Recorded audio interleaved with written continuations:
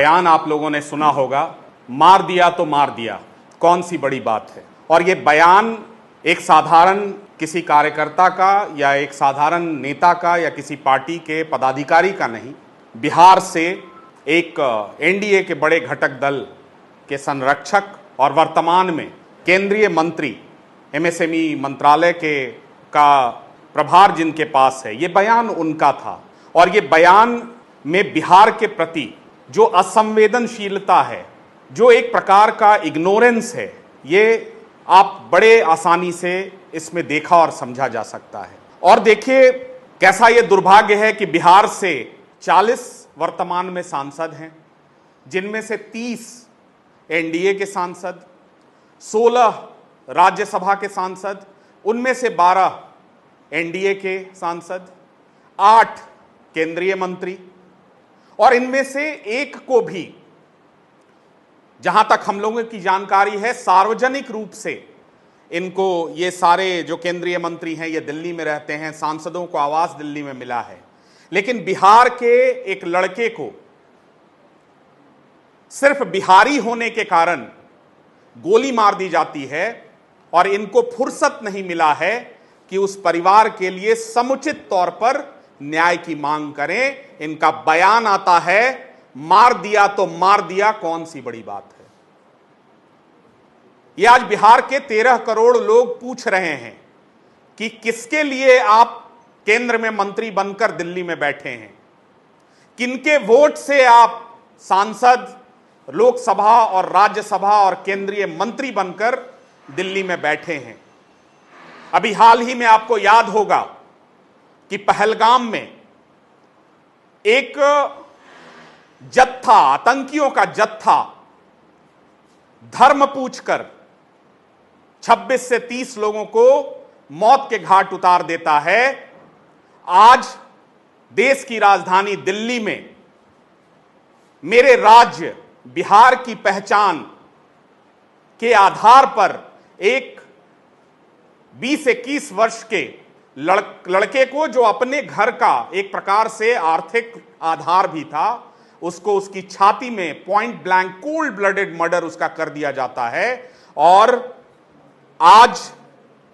जैसी मेरी जानकारी है, बिहार के माननीय नए मुख्यमंत्री, बिहार के पूर्व मुख्यमंत्री जी भी दिल्ली में रहे हैं, सारे केंद्रीय मंत्री दिल्ली में हैं, क्योंकि मंत्रिमंडल के विस्तार की कवायद चल रही है और किसको कौन सा मंत्रालय मिले इसकी लॉबिंग दिल्ली में चल रही है। तो मुझे ऐसा उम्मीद है और जनसुराज ये उम्मीद करता है कि ये सारे केंद्रीय मंत्री, ये सारे लोग जाकर कम से कम पांडव के उस परिवार से मिलेंगे, उसके लिए न्याय की मांग अपने माध्यम से दिल्ली की सरकार, जो ट्रिपल इंजन की सरकार है, जहां केंद्र की सरकार में भी भारतीय जनता पार्टी, जहां राज्य की सरकार में भी भारतीय जनता पार्टी, जहां के म्युनिसिपल का जो पद है वो भी भारतीय जनता पार्टी के पास, और ऐसे जगह पर बिहार के एक लड़के की हत्या कर दी जाती है। और उसकी हत्या एक साधारण हत्या नहीं है, उसकी हत्या ये कहकर की जाती है कि तुम बिहारी हो, तुम लोग गंध फैला कर रखे हो, जैसा कथित रूप से उनके परिजनों का आरोप है। और आज ऐसी स्थिति क्यों हुई? आखिर 1990 से लेकर 2005 तक बिहारी होना एक प्रकार से अपना नाम और पहचान छुपाते थे बिहार के लोग, और 2005 से उसी कुंठा के बाद, उसी जंगल राज की सरकार को हटाने के लिए 20 वर्ष से आपको शासन दे रखा है, फिर 5 वर्ष का जनादेश बिहार की जनता ने आपको दिया है। आखिर ऐसा क्यों है कि आज दिल्ली हो,